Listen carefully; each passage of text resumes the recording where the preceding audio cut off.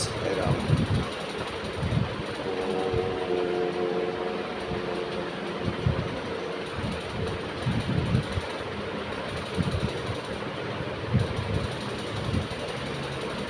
ఓం శ్రీ సాయిరామ్.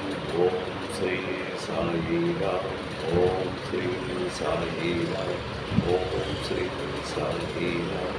ఓం శ్రీ సాయిరామ్. ఓం గురుకే నమః. ఆ పరమేశ్వరుడైన భగవంతుడికి పాదపద్మాలకు నమస్కరిస్తూ ఈరోజు మనం ఇది జ్ఞానయోగం అన్నది మనం ప్రారంభిద్దాం. ఈ జ్ఞానయోగం 42 శ్లోకాలు భగవంతుడు చెప్పాడు.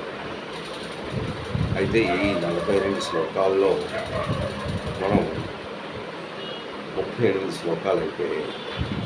ఇప్పుడు 4 శ్లోకాల్లో ఈ జ్ఞానయోగం అన్నది ఆ భగవంతుని ఆశీస్సులతో మనం కంప్లీట్ చేయగలుగుతున్నాం.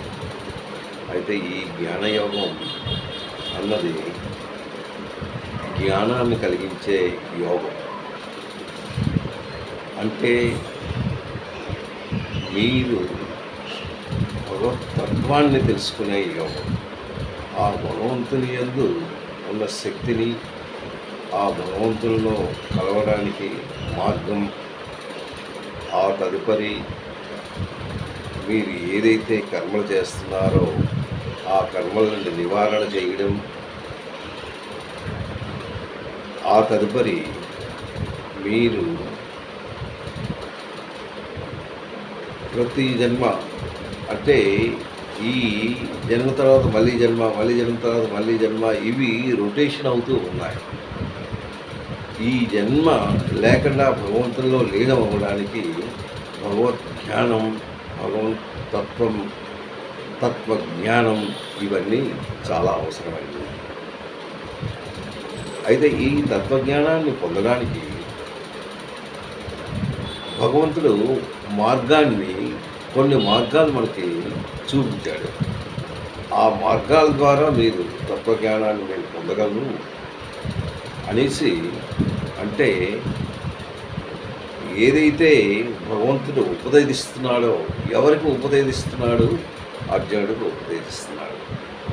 అర్జునుడు ఎందుకు ఉపదేశిస్తున్నాడు అంటే ఆయన మోహంలో పడిపోయాడు.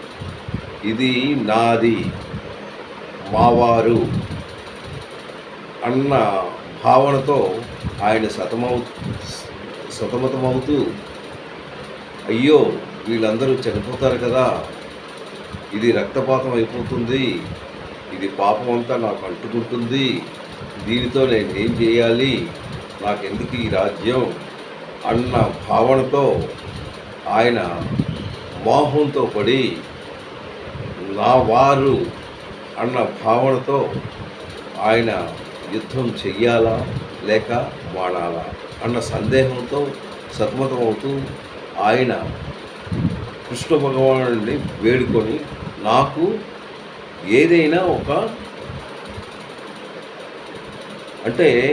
నాకు సలహానివ్వు,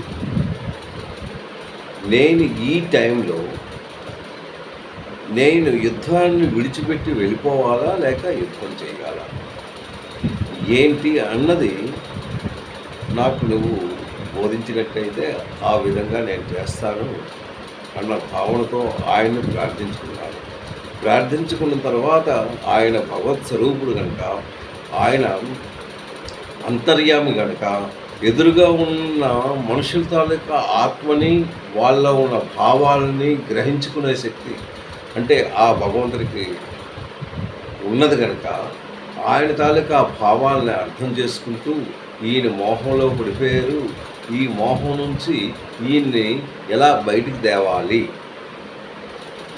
అన్న భావనతో ఆయన ఈ గీతను ఉపదేశిస్తూ ఈ గీతలో ఉన్న సారాంశాన్ని ఒక్కొక్కటి ఆ మోహం పోవడానికి ఆయన ఏం చెయ్యాలి అన్నది ఆయనకి ఆ మైండ్లో, అంటే ఆయనకి అర్థమయ్యే రీతిలో ఈ గీతను చెప్తూ 18 అధ్యాయాలు చెప్పాడు. అంటే 700 శ్లోకాలు. అది ఆయనకి చెప్తూ ఆ వ్యాస భగవానుడు మనకు బహుకరించిన ఈ ఈ గీతని మనం రోజు ఒక శ్లోకం అయినా 2 శ్లోకాలైనా చక్కగా చదువుకున్నట్టయితే మనకి జ్ఞానాన్ని కలిగి మనం కొంత మార్పు చెంది ఈ కర్మల్లో పడిపోయి మళ్ళీ జన్మని మనం మళ్ళీ పొందకుండా ఒక మంచి మార్గంలో వెళ్ళడానికి ఒక మంచి మార్గానికి వెళ్ళడానికి ఆయన ఒక మంచి మార్గాన్ని మనకి చూపిస్తున్నాడు. అది దీని తాలూకా విషయం. అయితే లాస్ట్ శ్లోకంలో 38వ శ్లోకంలో ఏం చెప్పాడంటే నహి జ్ఞానేన సదృశం పవిత్రమిహ విద్యతే తత్సయం యోగ సంసిద్ధం కాలేనాత్మని విందతి. అది ఎంత చక్కగా ఆ కృష్ణ భగవానుడు ఆ విషయాన్ని ఎంత చక్కని రీతిలో ఆయన చెప్పడం మనం అర్థం చేసుకుంటే అది మనకి ఎంతో ఉపకారం. ఏంటి అంటే నహి జ్ఞానైన సదృశం అన్నాడు. అంటే ఈ ప్రపంచంలో జ్ఞానానికి మించింది ఇంకొకటి లేదు. జ్ఞానం అన్నిటికన్నా ఇంపార్టెంట్. అది నువ్వు తెలుసుకో. ఆ జ్ఞానాన్ని నువ్వు తెలుసుకోవాలంటే నువ్వు గురువు ద్వారా ఎవరికైతే తత్వజ్ఞానం తెలిసిన గురువు ద్వారా నువ్వు ఆ తత్వజ్ఞానాన్ని నువ్వు పొందగలవు, అంటే నువ్వు తెలుసుకోగలవు అన్న భావనతో ఆయన చెప్తూ ఇది ఏది నహి జ్ఞానం అంటే జ్ఞానంకు మించింది ఇంకొకటి లేదు. తత్సయం యోగ సంసిద్ధం తత్సయం యోగ సంసిద్ధం కాలేనాత్మని విందతి. తత్ అంటే ఆ జ్ఞానాన్ని ఏంటంటున్నాడు, కాలేన ఇది దీర్ఘ కాలం వరకును, అంటే ఇది కాలం గురించి సంబంధించింది కాదు. అంటే నువ్వు జ్ఞానం ఎప్పుడైనా నీకు ప్రాప్తించవచ్చు, ఏ టైంలో అయినా ప్రాప్తించవచ్చు. అంటే భగవంతుని జ్ఞానంలో నువ్వు పడినట్టయితే ఎలాంటి జ్ఞానంలో నువ్వు పడతావో అది నేను చెప్పాను. మళ్ళీ ఇది ఎక్స్ప్లెయిన్ చేస్తే మనం ఇంకో శ్లోకం మళ్ళీ చదువుకోలేము. అందు గురించి ఇది దీర్ఘకాలం. ప్రపంచంలో జ్ఞానంతో సమానంగా పవిత్రమైనది ఇంకొకటి లేదు. ఆ తర్వాత నువ్వు అంతఃకరణ శుద్ధి కలిగినట్టయితేనే నువ్వు ఆ జ్ఞానాన్ని పొందగలవు. అంతఃకరణ శుద్ధి కావాలి.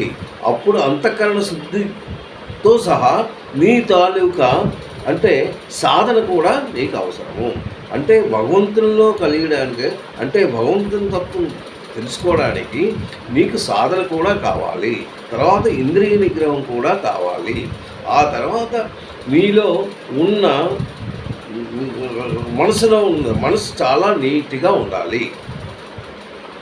ఇంకొక ఆలోచన ఉండకూడదు అనేసి ఇందులో చేస్తూ ఆత్మయందే అదే జ్ఞానం తనంతట తానే. అంటే ఈ ఆత్మను నువ్వు తెలుసుకోగలవు. వాట్ ఈజ్ మీనింగ్ ఆఫ్ ఆత్మ and what is meaning of మానవ. అంటే ఈ మానవ రూపంలో నువ్వు ఉన్నావు, నువ్వు ఇది తెలుసుకోవాలి. అంటే నువ్వు ఎలా మాట్లాడుతున్నావు, ఏ విధంగా చేస్తున్నావు, ఏ విధంగా కర్మలు చేస్తున్నావు, ఏంటి నీలో ఉన్న శక్తి ఏంటి, ఆ శక్తి ఎక్కడి నుంచి వచ్చింది, ఇవన్నీ నువ్వు చక్కగా మాట్లాడగలవు. అది ఇక్కడ చెప్పాను. అయితే 2వ శ్లోకంలో అది కూడా ఇంపార్టెంటే. ఈ 2 శ్లోకాలు 38, 39, 4వ అధ్యాయంలో 38, 39 శ్లోకాలు మీరు తప్పక చదవాలి.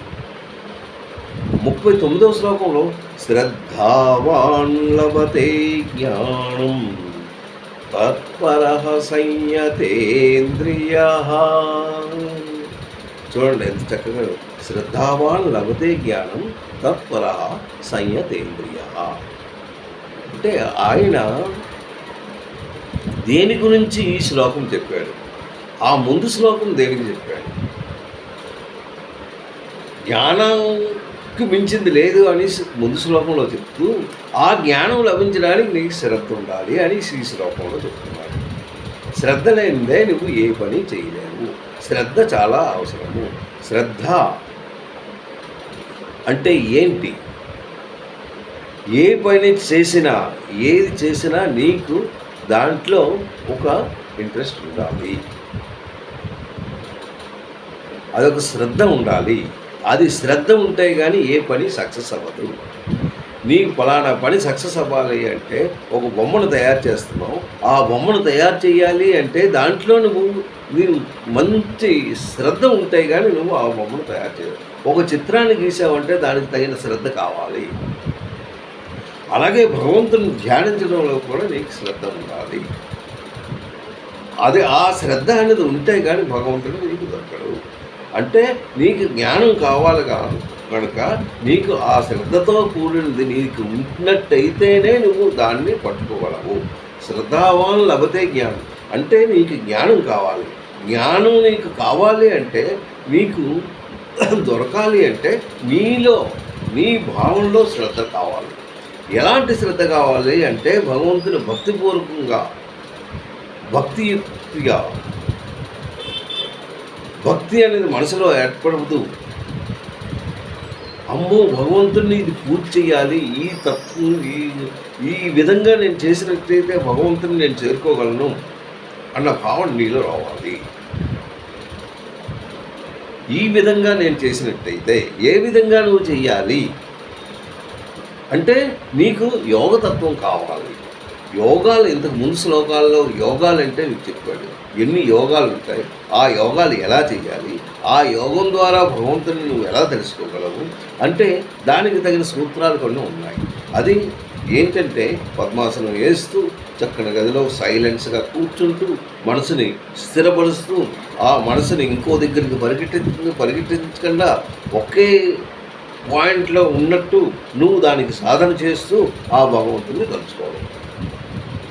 అది ఆయన చేసింది. ఆ భగవంతుని తెలుసుకోవాలంటే ఆ విధంగా నువ్వు తెలుసుకున్నట్టయితే నీకు అవుతుంది. అది శ్రద్ధావాన్ లభతే జ్ఞానం తత్పరః. ఏంటి తత్పరః అంటే?